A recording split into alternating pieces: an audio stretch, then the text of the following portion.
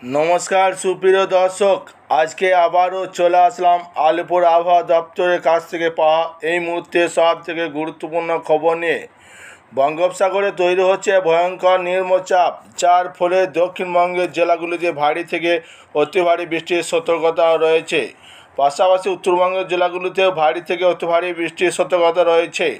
घंटाয় 30 থেকে 40 কিলোমিটার বেগে ঝোড়ো হাওয়া বইতে পারে এমনটাই খবর জানানো যাচ্ছে।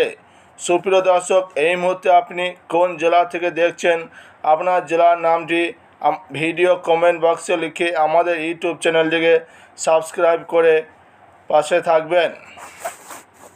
ফের ঘোর দুর্যোগ বাংলায়। সেপ্টেম্বরের দ্বিতীয় সপ্তাহে উত্তরবঙ্গ জুড়ে তুমুল বৃষ্টির পূর্বাভাস।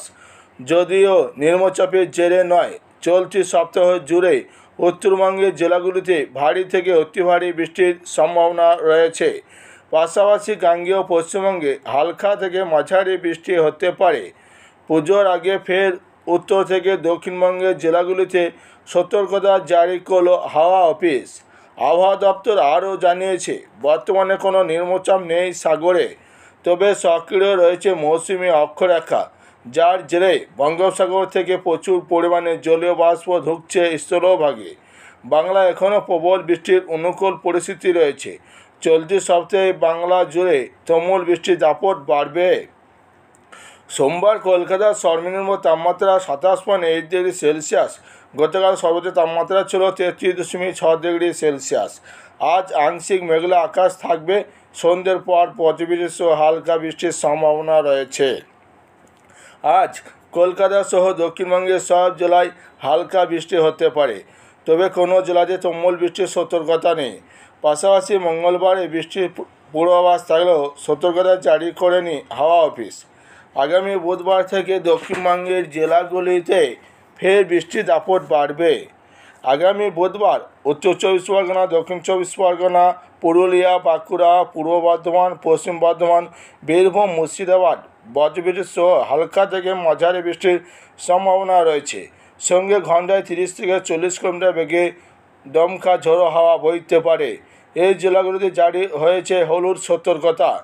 আগামী বৃহস্পতিবার ও শুক্রবার কলকাতা সহ দক্ষিণবঙ্গে সব জেলায় বজ্রবিদ্যুৎ সহ হালকা থেকে মাঝারি বৃষ্টির পূর্বাভাস রয়েছে। সঙ্গে 30 থেকে 40 কিলোমিটার বেগে দমকা ঝোড়ো হাওয়া বইতে পারে। সব জেলাতে জারি রয়েছে হলুদ সতর্কতা। আবহাওয়া দপ্তর সূত্রে খবর, আজ সোমবার ভারী থেকে অতি ভারী বৃষ্টির পূর্বাভাস রয়েছে আলিপুরদুয়ার ও কালিম্পং জেলায়। এই দুই জেলায় 7 থেকে 20 সেন্টিমিটার বৃষ্টিপাত হতে পারে। জারি রয়েছে কমলা সতর্কতা। পাশাপাশি দার্জিলিং ও জলপাইগুড়ি ভারী বৃষ্টি হলুদ সতর্কতা জারি রয়েছে। আগামীকাল মঙ্গলবার ভারী থেকে অতি ভারী বৃষ্টির কমলা সতর্কতা জারি রয়েছে আলিপুরদুয়ার ও জলপাইগুড়িতে। ভারী বৃষ্টির হলুদ সতর্কতা জারি রয়েছে দার্জিলিং, কালিম্পং ও কোচবিহারে। আগামী বুধবার ভারী থেকে অতি ভারী বৃষ্টির সম্ভাবনা রয়েছে আলিপুরদুয়ার। জারি রয়েছে কমলা সতর্কতা। দার্জিলিং, কালিম্পং ও জলপাইগুড়ি, উত্তর দিনাজপুর ও কোচবিহারে ভারী বৃষ্টির হলুদ সতর্কতা জারি রয়েছে। বৃহস্পতিবার দার্জিলিং, কালিম্পং, জলপাইগুড়ি, আলিপুরদুয়ার ও কোচবিহারে ভারী বৃষ্টির সম্ভাবনা রয়েছে। এই 5 জেলায় জারি রয়েছে হলুদ সতর্কতা। শুক্রবার জলপাইগুড়ি, আলিপুরদুয়ার ও কোচবিহারে ভারী বৃষ্টির হলুদ সতর্কতা রয়েছে। শনিবার দার্জিলিং, জলপাইগুড়ি ও আলিপুরদুয়ারে ভারী বৃষ্টি হতে পারে। আগামী রবিবার দার্জিলিং, কালিম্পং, জলপাইগুড়ি, আলিপুরদুয়ার ও কোচবিহারে ভারী বৃষ্টির পূর্বাভাস রয়েছে।